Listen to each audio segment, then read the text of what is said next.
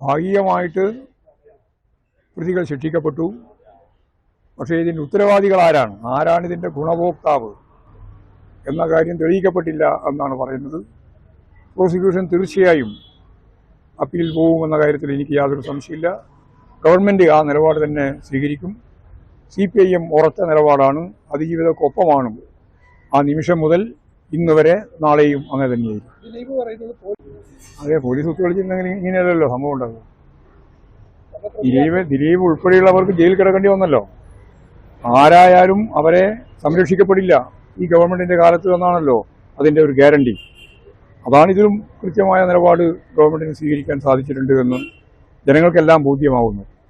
അപ്പോൾ അതിജീവിതക്ക് അനുകൂലമായ നിലപാടാണ് ഇതേവരെ എടുത്തത്.